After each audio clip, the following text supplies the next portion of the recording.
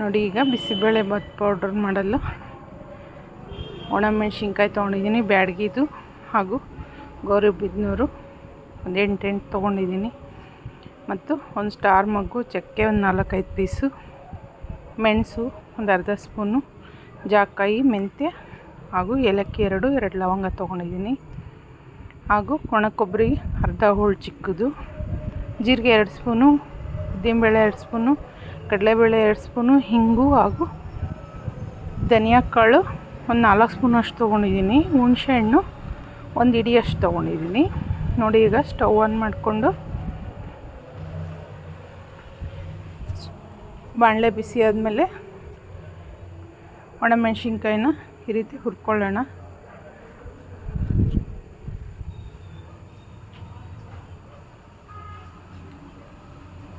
ನೋಡಿ, ಈಗ ಬೆಚ್ಚಗಾಗಿದೆ. ಈಗ ಇಷ್ಟು ಬಿಸಿ ಆದರೆ ಸಾಕು. ಎಲ್ಲವನ್ನು ಒಂದು ಬೌಲಲ್ಲಿ ಹಾಕ್ಕೊಳ್ಳೋಣ. ಈಗ ಕಡಲೆಬೇಳೆ ಹಾಕ್ಕೊತಾ ಇದ್ದೀನಿ, ನಂತರ ಉದ್ದಿನಬೇಳೆ.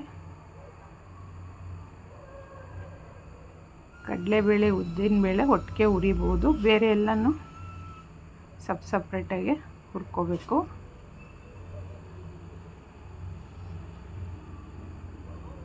ನೋಡಿ, ಬಿಸಿಯಾಗಿದೆ. ಈಗ ಸಾಕಿಷ್ಟು ಮೀಡಿಯಮ್ ಉರಿಯಲ್ಲೇ ಹುರ್ಕೊಳ್ಳಿ, ಹೈ ಫ್ಲೇಮ್ ಬೇಡ.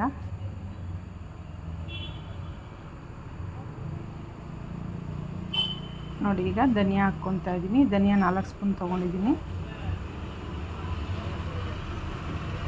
ಇದು ಬೇಗನೆ ಹುರಿದೋಗುತ್ತೆ, ಹಾಗಾಗಿ ಇದನ್ನು ಸಪ್ರೇಟಾಗಿ ಹುರ್ಕೋಬೇಕು, ಬೇಗ ಆಗೋಗುತ್ತೆ. ಇದು ಧನಿಯಾ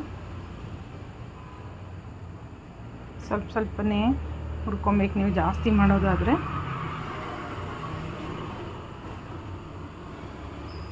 ನೋಡಿ, ಸಾಕು, ಇವಾಗ ಆಗಿದೆ. ಈಗ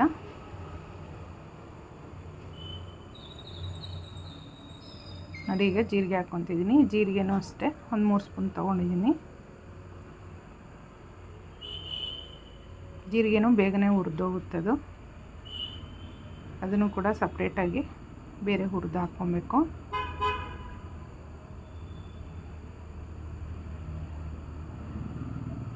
ಮೀಡಿಯಮ್ ಉರಿಯಲ್ಲೇ ಹುರ್ಕೊಬೇಕು. ಈ ಬಿಸಿಬೇಳೆಬಾತ್ ಪುಡಿ ನಾವು ಮನೆಯಲ್ಲೇ ಮಾಡಿ ಹಾಗೇ ಹಾಕೋದ್ರಿಂದ ತುಂಬಾ ಅದರದ್ದು ಘಮ ಚೆನ್ನಾಗಿರುತ್ತೆ. ಆವಾಗ ಮಾಡೋವಾಗ್ಲೂ ಈ ರೀತಿ ಬಿಸಿಬೇಳೆಬಾತ್ ಮಾಡೋವಾಗ್ಲೇ ಪುಡಿ ಮಾಡ್ಕೊಂಡು ಹಾಕಿದ್ರೆ ಇನ್ನೂ ತುಂಬಾ ಟೇಸ್ಟಾಗಿರುತ್ತೆ. ಇದನ್ನು ಮಾಡಿ ಆಮೇಲೆ ಸ್ಟೋರ್ ಮಾಡಿ ಇಟ್ಕೋಬೋದು. ನೋಡಿ, ಈಗ ಒಣ ಕೊಬ್ಬರಿನೂ ಕೂಡ ಹಾಗೇ ಬಿಸಿ ಮಾಡಿ ಹಾಕ್ಕೊತಾ ಇದ್ದೀನಿ. ಮತ್ತು ಇದೆಲ್ಲವನ್ನು ಒಟ್ಟಿಗೆ ಹಾಕ್ಕೊತಾ ಇದ್ದೀನಿ. ಇದೇನು ಸಪ್ರೇಟ್ ಏನು ಹುರಿಯೋದು ಬೇಕಿಲ್ಲ, ಇವೇನು ಒಟ್ಟಿಗೆ ಎಲ್ಲ ಹುರಿಯುತ್ತೆ. ಮೆಂತ್ಯಕಾಳು, ಮೆಣಸು ಹಾಗೂ ಚಕ್ಕೆ, ಒಂದು ಸ್ಟಾರ್ ಮೊಗ್ಗು, ಜಾಪತ್ರೆ ಹಾಗೂ 1-2 ಏಲಕ್ಕಿ ತೊಗೊಂಡಿದ್ದೀನಿ. ನೋಡಿ, ಈಗ ಬಿಸಿ ಆಯ್ತು. ಈಗ ಇದನ್ನು ಕೂಡ ಎಲ್ಲ ತೆಗೆದುಕೊತಾ ಇದ್ದೀನಿ.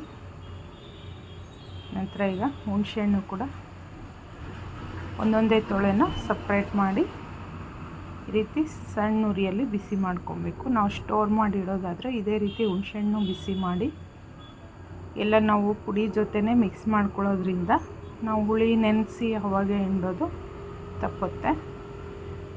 ಮಾಡೋವಾಗ ಇದು ಪುಡಿ ಜೊತೆ 1-2 ಟೊಮೊಟೊ ಕಟ್ ಮಾಡಿ ಹಾಕ್ಕೊಂಡ್ರೆ ಸಾಕಾಗುತ್ತೆ.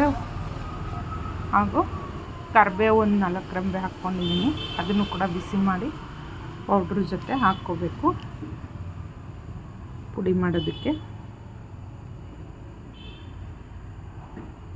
ನೋಡಿ, ಬಿಸಿಯಾಗಿದೆ. ಈಗ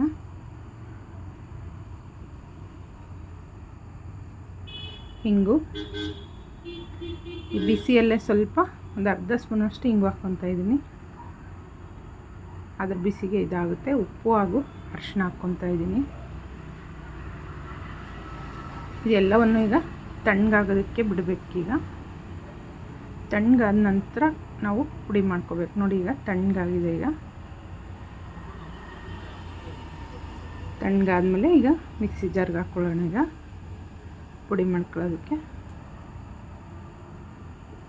ನಿಮಗೆ ಖಾರ ಕಮ್ಮಿ ಬಂತು ಅನಿಸಿದ್ರೆ ನೀವು ಮಾಡೋವಾಗ ಈ ಪುಡಿ ಜೊತೆ ಒಂದು ಅರ್ಧ ಸ್ಪೂನು 1 ಸ್ಪೂನು ನೀವು ಖಾರದ ಪುಡಿನೂ ಹಾಕ್ಕೋಬೋದು. ಖಾರಕ್ಕೆ ಇಷ್ಟೇ ಖಾರ ಸಾಕು ಅಂದರೆ ಸಾಕು. ನಾನು ಈ ಪುಡಿಗೆ ಆಗೋಷ್ಟು ಹಾಕಿದ್ದೀನಿ.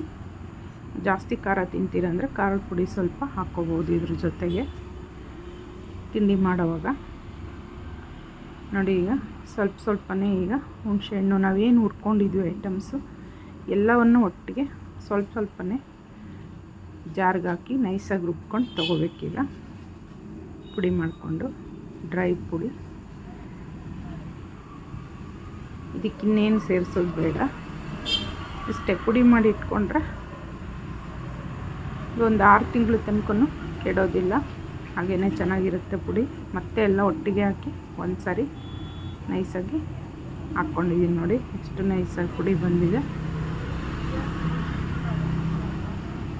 ಇದನ್ನೀಗ ಪುಡಿನೂ ಸ್ವಲ್ಪ ಬಿಸಿ ಇರೋದ್ರಿಂದ ಬಿಸಿಯಲ್ಲೇ ಡಬ್ಬಿಗೆ ಹಾಕಿಡೋದು ಬೇಡ. ಇದೊಂದು ಸ್ವಲ್ಪ ತಣ್ಣಗಾದ್ಮೇಲೆ ತುಂಬಾ ಡಬ್ಬಿಗೆ ಹಾಕಿಟ್ಟು ತಣ್ಣಗಾದ ನಂತರ ಡಬ್ಬಿಗೆ ಹಾಕಿ ಎತ್ತಿಟ್ಕೊಬೇಕಿದು.